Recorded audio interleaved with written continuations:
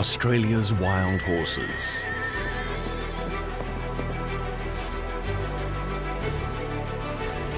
Newcomers to this ancient land.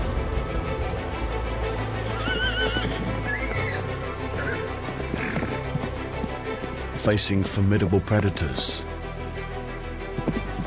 Living among extraordinary neighbours. Species that have occupied this continent for tens of thousands of years.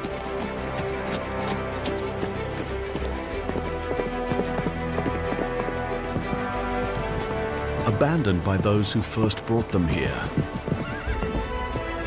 they forged their own way of life.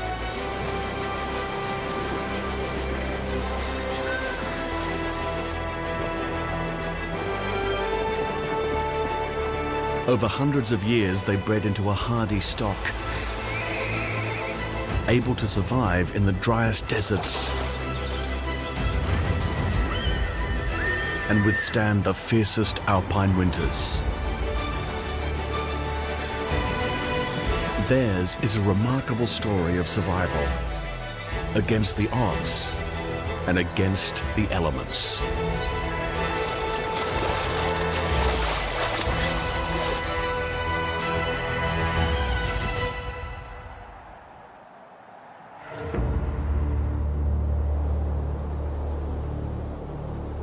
Australia, the flattest continent on the planet.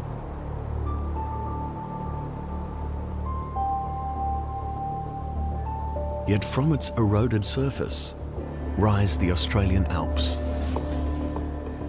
Known as the Snowy Mountains, they are rugged and windswept, buffeted by snowstorms in winter and scorching in summer. Yet remarkably, they are home to the rare and endangered, pack hunters, great mobs of hopping herbivores, and Australia's wild horses. Relatively recent arrivals that face an uncertain future.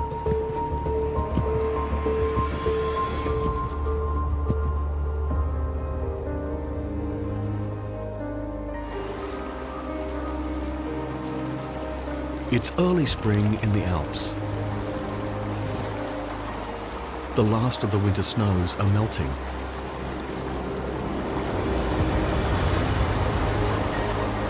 Releasing almost 10,000 billion litres of fresh water into the valleys below.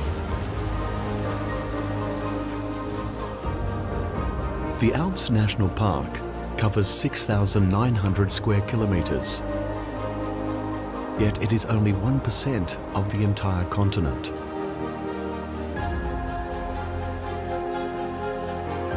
Its highest peak would barely reach the foothills of America's Rocky Mountains.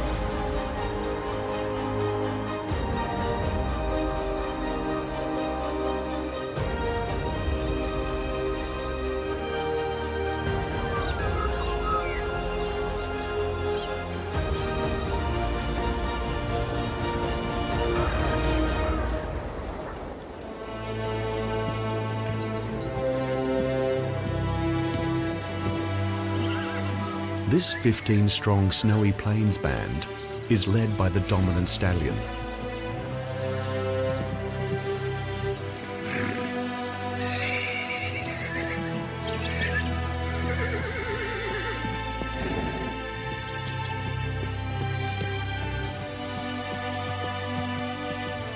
The lead mare has recently given birth to a healthy chestnut foal.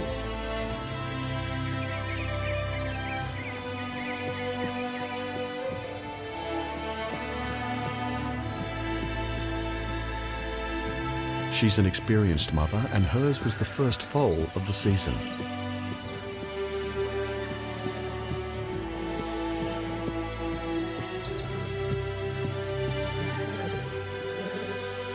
The band is one of a dozen or more that make up the 1,000-strong population of horses that roam these snowy peaks.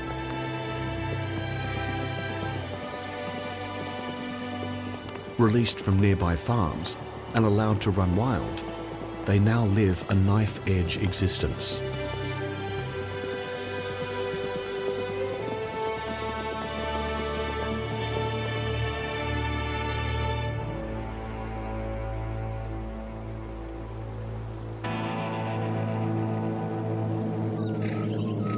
The thawing snow feeds clear streams that the horses follow to fresh pastures.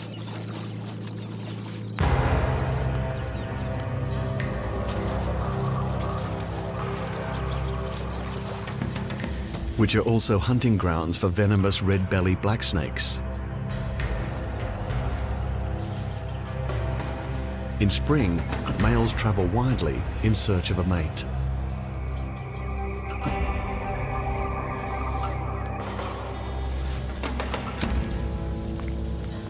When they encounter rivals, combat ensues. Immune to each other's venom, it's a contest of strength and will.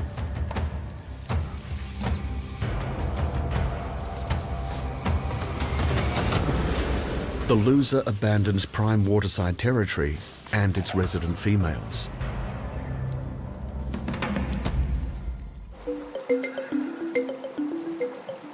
The streams are the playground of platypus, also venomous.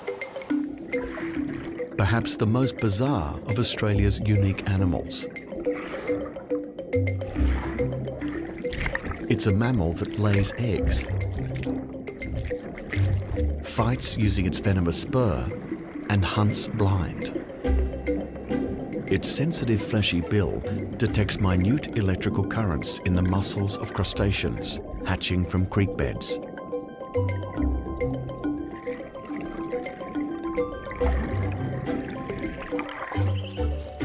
The platypus's closest relative is the echidna. This hardy survivor is able to endure the searing summers, then slip into a torpid state to sleep out the Alps' deep winters. It thrives on Australia's abundant termites and relies on an armour of spines to ward off predators. Echidnas rip into termite mounds with powerful clawed legs. Their snout then detects electrical signals within insects' bodies.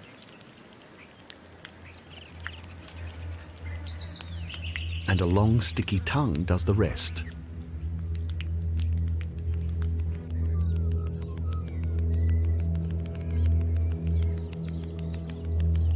Like wild horses, the mobs of grey kangaroos prefer the lush foothills in spring, as do the predators that hunt them.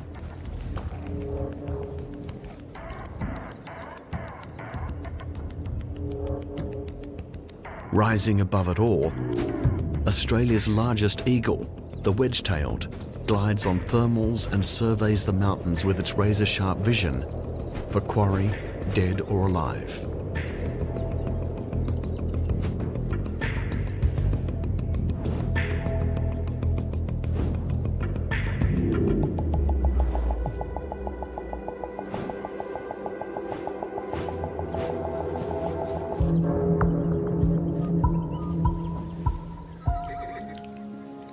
Like domestic horses, their wild relatives foal in the spring after an 11-month pregnancy. While the band grazes in the open, a heavily pregnant mare retreats to the wooded hillsides.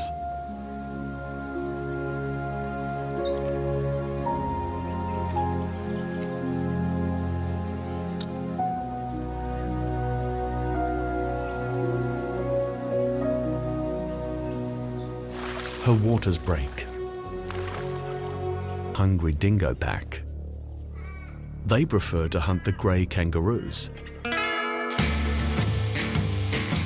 Stimulated by the flourish of fresh grass, the roos are also in reproductive overdrive. While the horse's breeding is cyclical, the roos breed in response to available pastures. Males lean back on their strong tails, using them as a stabilizer, kickboxing with their hind legs and grappling with their front paws. Males compete for mating rights in these boxing bouts.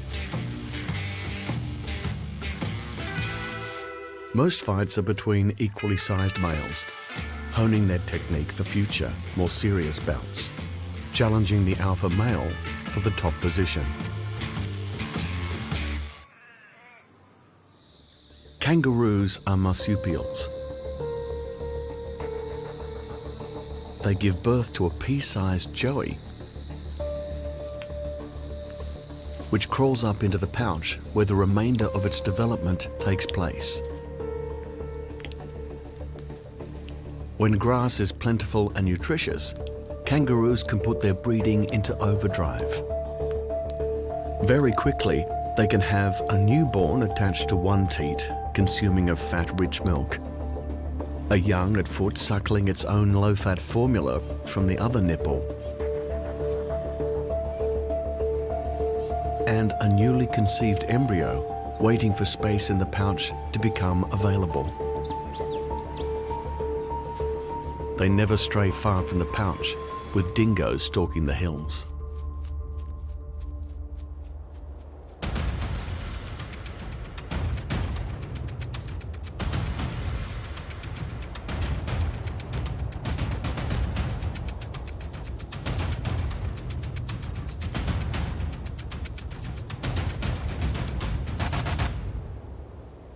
The pack is gathering for a hunt,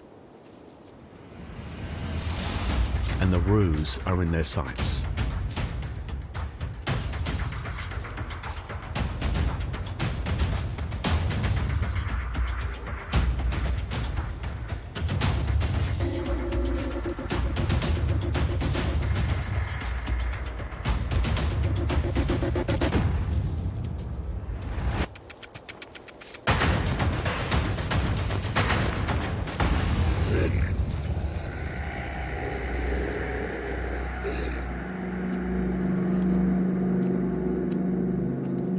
A wedge-tailed eagle surveys the dingo's spoils.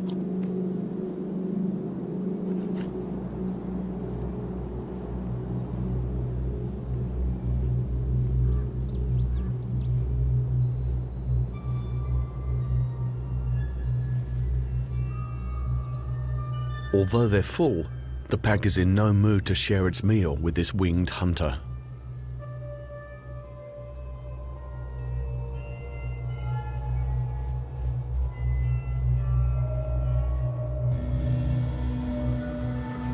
The eagle looks for its own prey.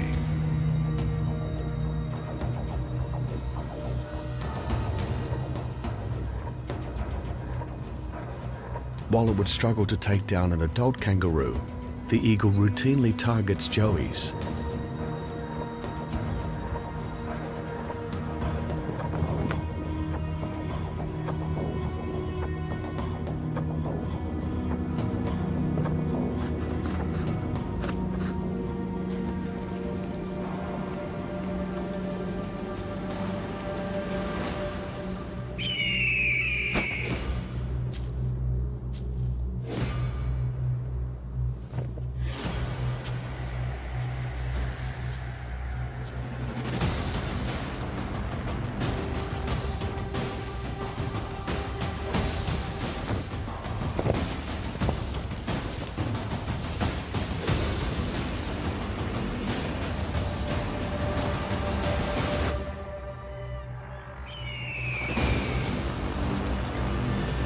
Slower and smaller, the rabbit is the easier kill.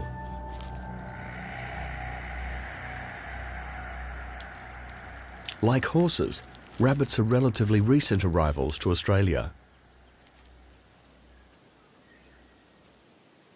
Numbers swell in the good times, providing a constant source of food for the eagles and dingoes.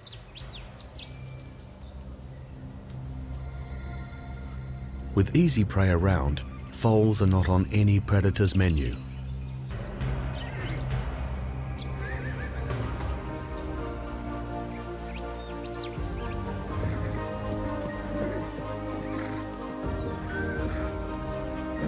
Along with well-watered pastures and short winters, the lack of predators has enabled the horses to thrive here in the mountains.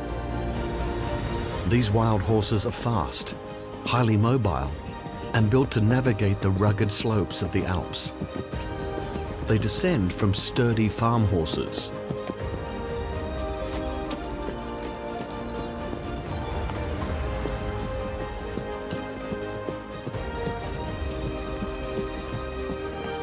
Horses were first introduced into Australia in 1788 and used for farming and transport. With increasing mechanisation, horses were no longer needed. The farm gates were opened and the horses were freed to fend for themselves.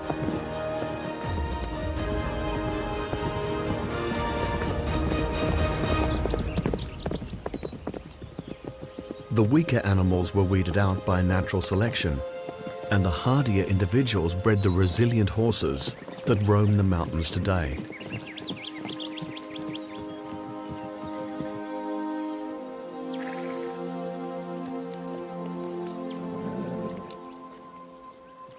But Australia's wild horses are not universally appreciated. Their persistent grazing and hard hooves damage the fragile alpine ecosystem and the endemic species that have long occupied these landscapes.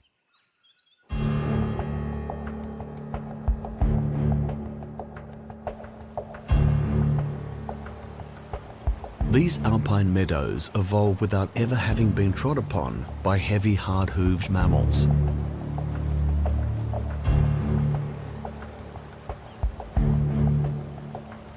Year-round, as much as 10 to 20 times their dry weight.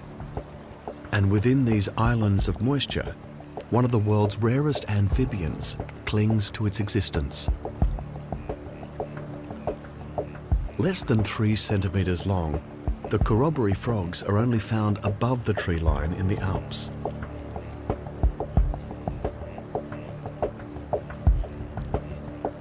The frog generates its own toxic skin secretion to ward off predators. But it's defenseless against habitat destruction.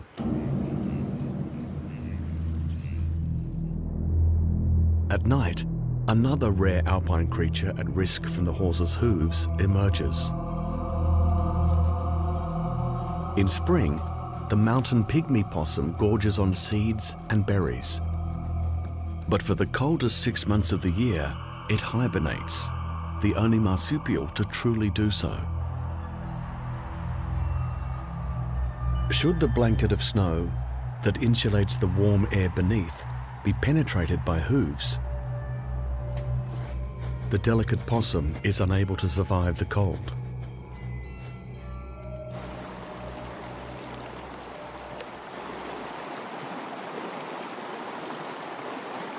Above the tree line in the alpine zone, plant life has but a brief flowering season. They carpet hilltops with an explosion of blooms.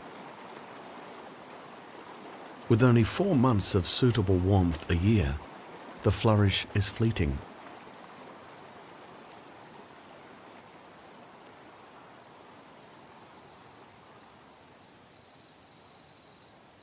This delicate collection of life forms can't cope with the heavy tread and large appetites of the horses. The threat they pose to these and other unique Australian environments stirs a controversial crusade to drive the horses from the mountains altogether.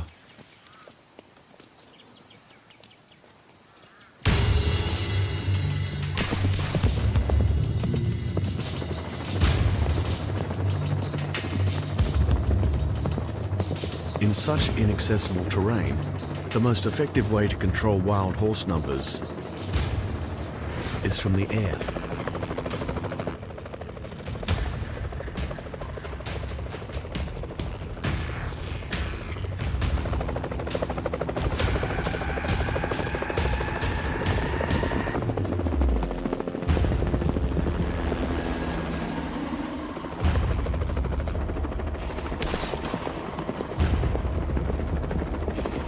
Hundreds are shot every year, to much public outcry from horse lovers.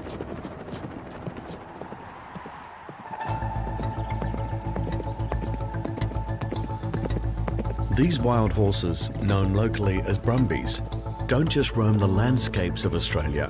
They run free in many Australians' imaginations.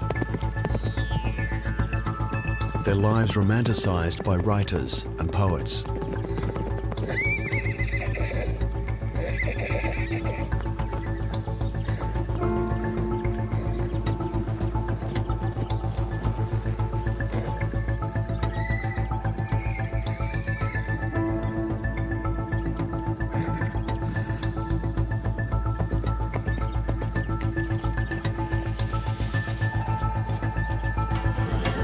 This season's foals are now 1 month old, and their mothers are ready to breed again. Males pester females for the right to mate.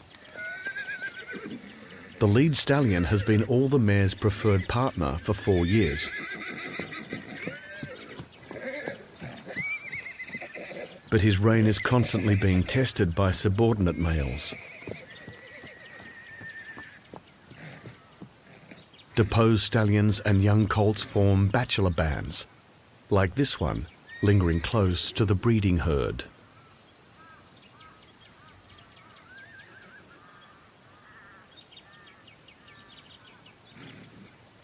Every so often, a bachelor male tries his chances.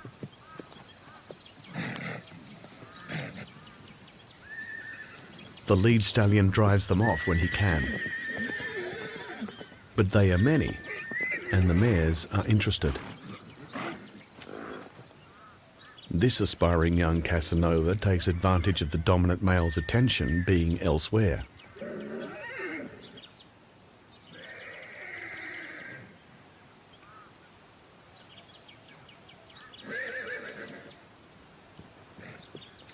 Ultimately, it's the female who makes the choice. This mare selects the opportunistic bachelor. She may even run off to mate with him for a few days and then return to the herd.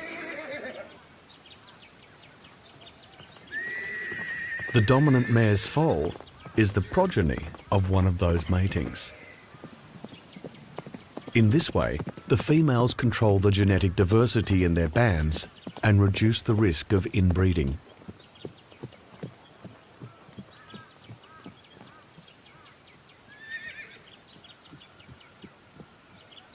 Horses use scent for their most important social networking.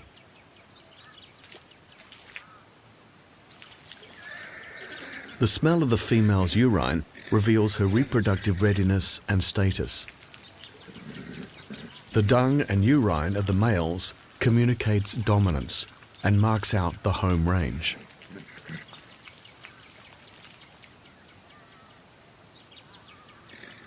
Horses curl their lips and flare their nostrils, behaviour known as phlegmon, to inhale more scent particles deep into their nasal passages, where millions of fine hairs analyse chemical scent.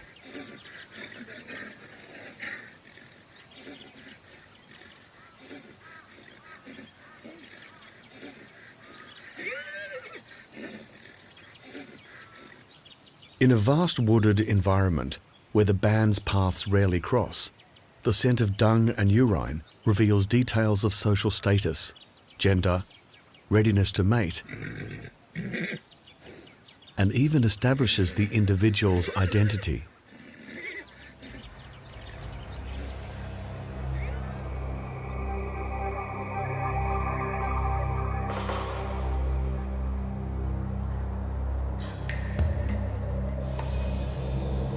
As summer progresses, the Alps explode with life.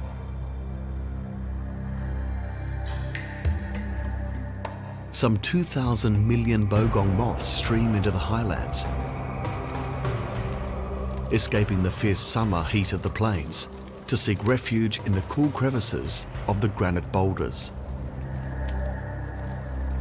Every year they embark on a summer migration, from their birthplace thousands of kilometres further north, flying up to 2 kilometres high. Up to 15,000 moths per square metre will pack themselves on the walls of caves. The moths come here not to breed or feed, but simply to rest, returning to the plains in the summer. The moths' oil-laden bodies are a rich temporary food source for mountain pygmy possums.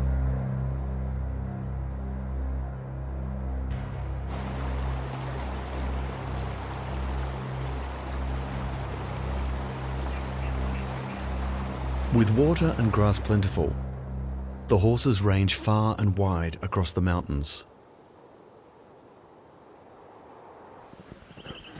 It's an opportunity to assess the status of the neighbouring bands and make a new deposit on strategically placed stallion dung piles.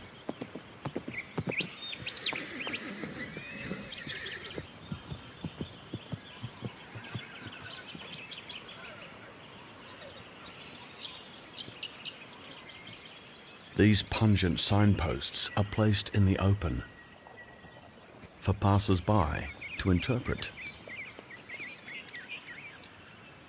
They're not just digested grass, but contain a complex mix of volatile hormones and may even guide newcomers to a water source.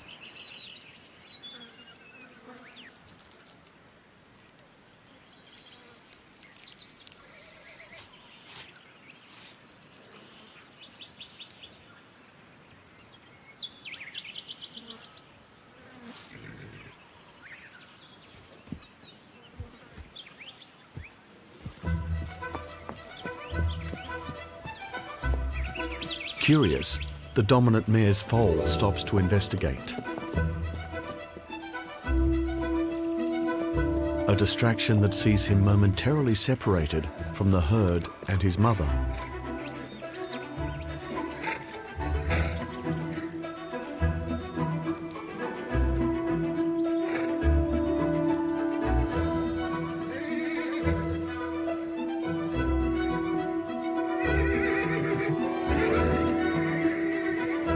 While their calls help them relocate each other, their smell affirms their bond.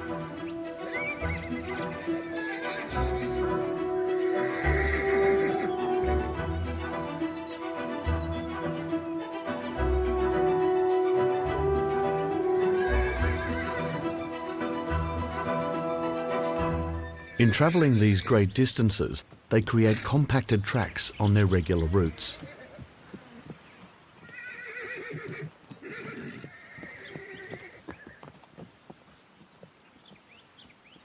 Their hard hooves dig into the thin layer of vegetation that holds the topsoil in place, causing erosion in the gullies and around watering holes. And their manure can foul pristine streams.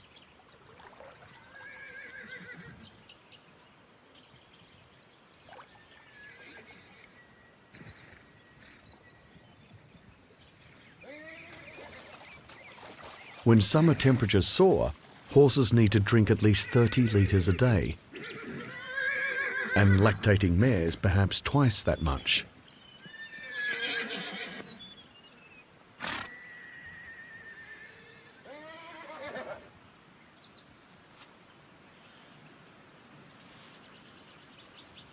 The foals that are still suckling need to drink less water and can laze away the hours in the sun.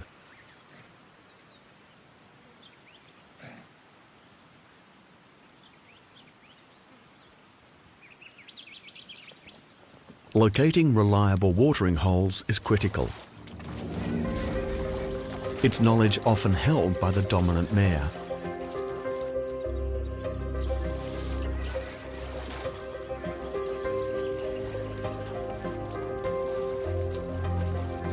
She paws at the water, testing the depth and substrate, and cooling off in the process.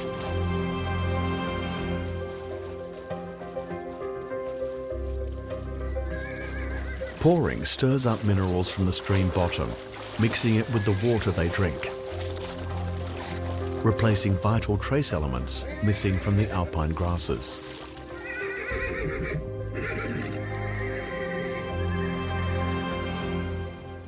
The effects of stirring up and fouling waterholes and wetlands has consequences far beyond the Alps themselves.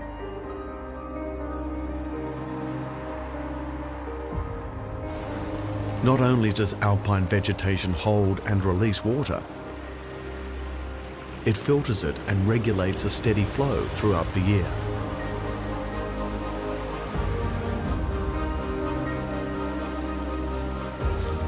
Platypus nest in burrows where the entrance is underwater, but the burrow proper is above the waterline.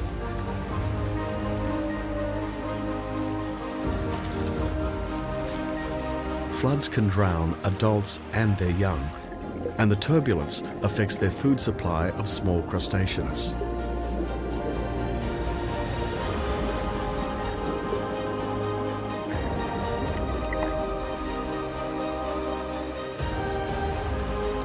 The Ricali too makes its home and feeds in streams fed and filtered by the alpine wetlands.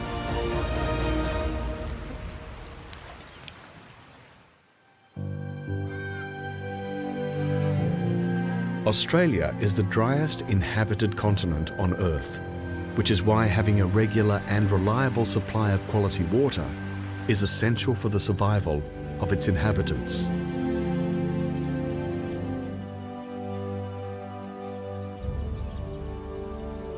Horses are heavy animals, far heavier and hard-hooved than any other living thing in the mountains.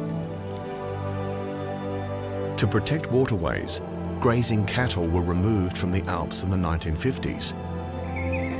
But the horses remained, defended by those charmed by their presence.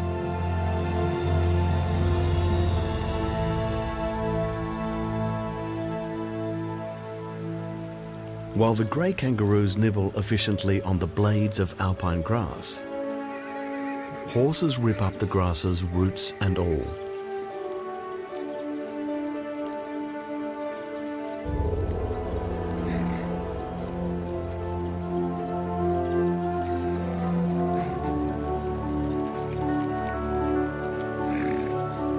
The horses need to graze for some 11 to 15 hours a day to consume the 1.5% of their body weight needed to remain healthy.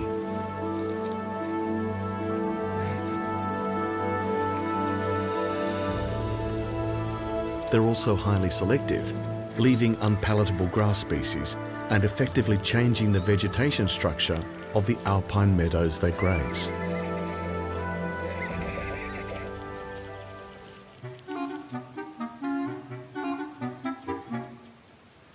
Compared to horses, grey kangaroos are much more efficient at digesting Australia's low-nutrient grasses. The roos extract more energy and trace elements from what is available,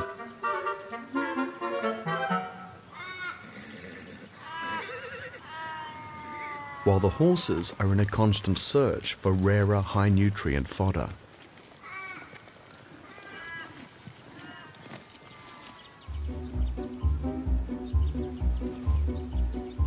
Female roos with young at foot don't travel far until their young are strong enough to keep up with the mob.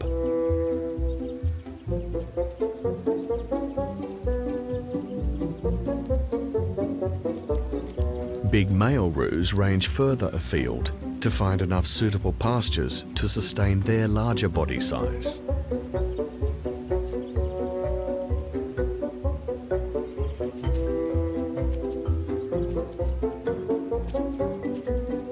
Just as kangaroos and other native wildlife are adapted to thrive on local vegetation, so the alpine plants cope with hot days and drying summer winds.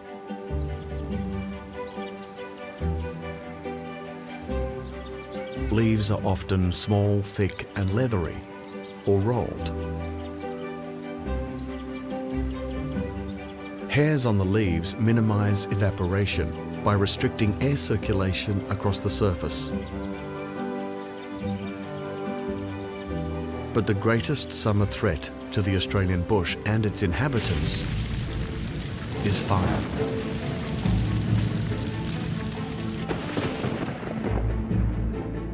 In 2002, lightning strike during a drought set off 114 small fires here in the high country, causing a massive conflagration that consumed the hillsides. Bushfire is an inevitable force in this Australian landscape.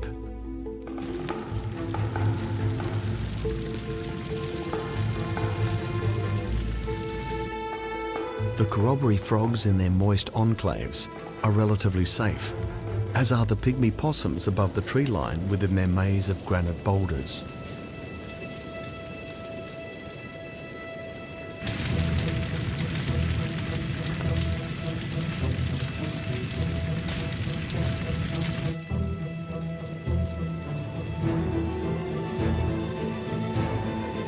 hardy echidna digs itself deep into the moist soil.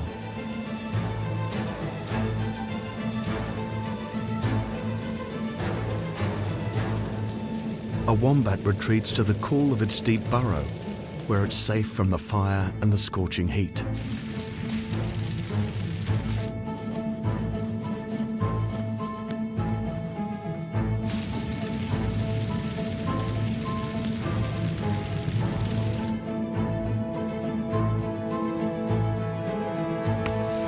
With the fire front advancing from all directions, and with nowhere to hide, thousands of horses became trapped, and half the population perished.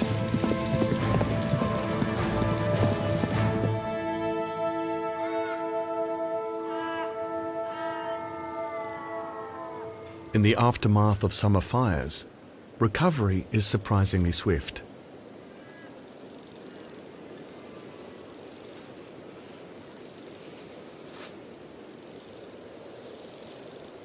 The echidna can resurrect itself from its fireproof tomb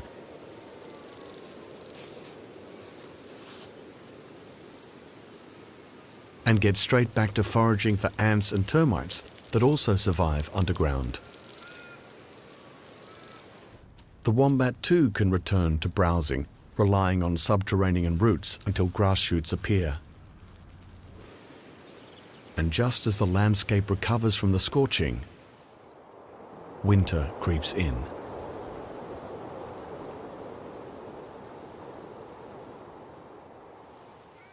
As temperatures drop on the mountain peaks, the locals soak up the last of the warm rays. Skinks flatten their bodies to maximize the surface area for sunbaking.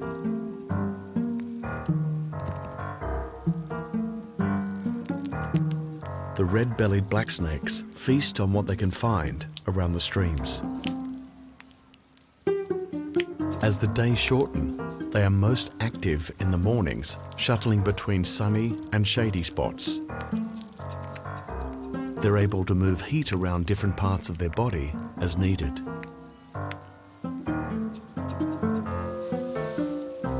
Their rate of heating up in the morning is more rapid than the rate of cooling in the evening, enabling them to remain active for as long as possible. Eventually, when the temperatures are too cold for any activity, they retreat to a state of dormancy for the winter.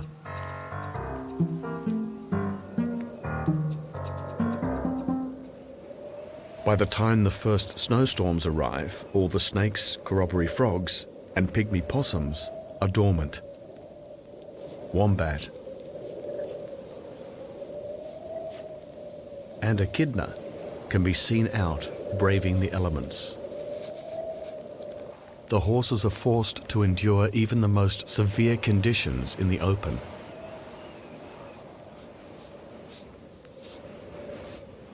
But they evolved in the grasslands of Eurasia, where winters are often colder than this.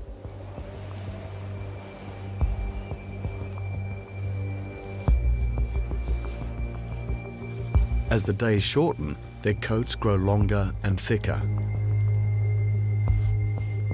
Less daylight causes the horse's body to produce more of the hormone melatonin, which stimulates coat growth.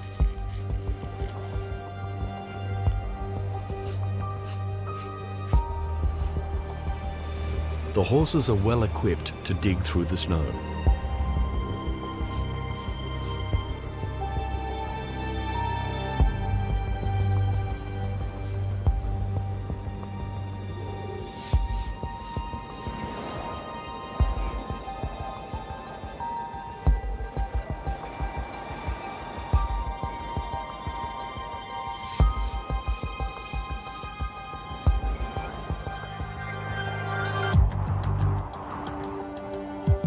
Most of Australia's eucalypt trees are adapted to survive heat and drought.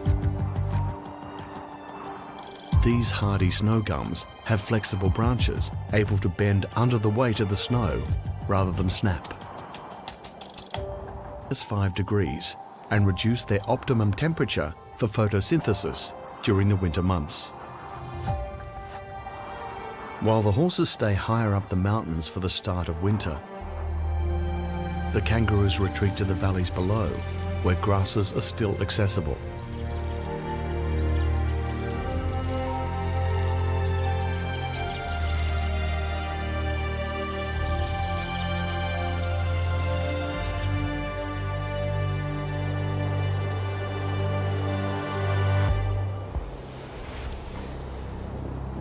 Eventually, hunger forces the horses to leave the high Alps and retreat below the snow line. For more than 100 years, this has been the time of the Brumby Run.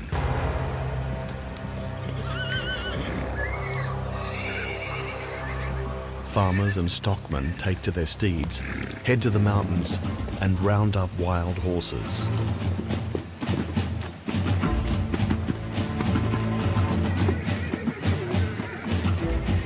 Many ride in the footsteps of their forebears, on horses they have caught in previous seasons and broken in.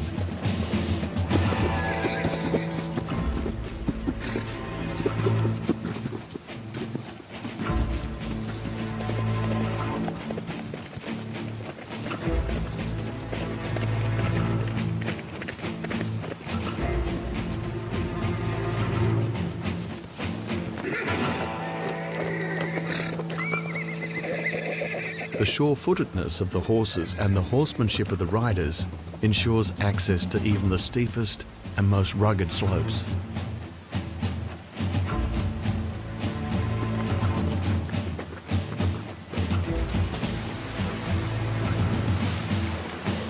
Eventually, the bushmen drive the horses out of the hills and down to the flats where they follow the river back to the stockyards.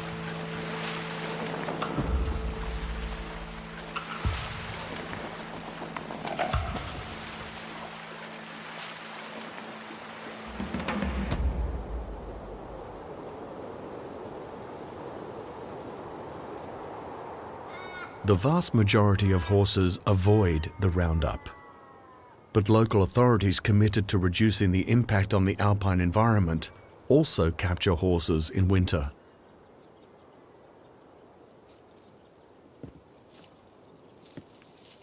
They use sweet and pungent molasses to lure brumbies out of their mountain haunts. These horses will be killed, their meat used as pet food.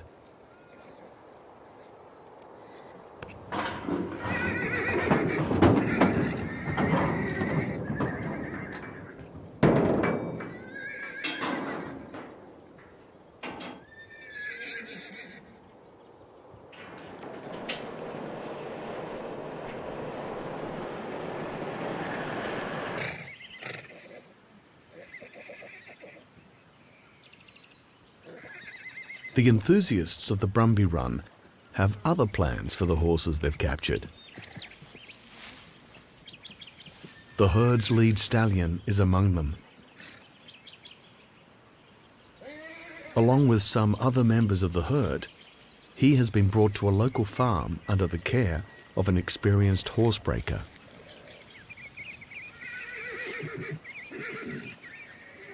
The stallion's strong features and regal nature made him a prime target for the horsemen.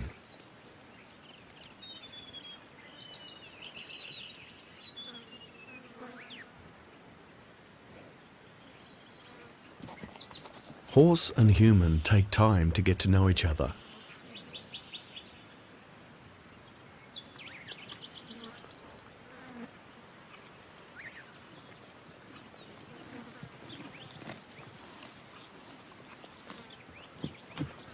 Many horsebreakers prefer to work with a horse that has never been handled before, giving both horse and trainer a fresh start. These wild mountain horses are quick learners. Some are able to be ridden after just 8 hours of handling. Those that have this intimate contact with the wild horse speak of their intelligence, loyalty, and spirit.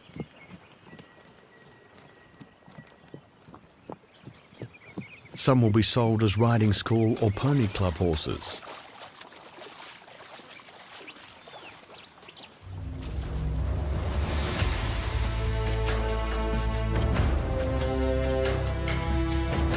For the stallion, 5 years as alpha breeding male was an impressive reign, and his genes will live on in the mountains through his foals.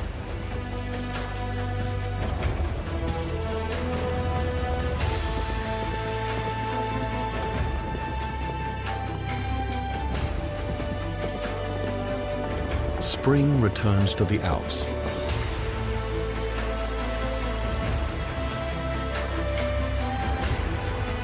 The snow has thawed, revealing sweet new grasses.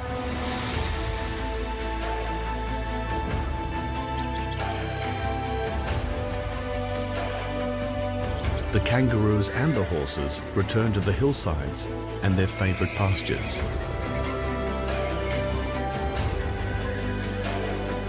With the black stallion out of the picture, the band has a new alpha male. A young chestnut stallion from one of the bachelor bands is getting to know the mares.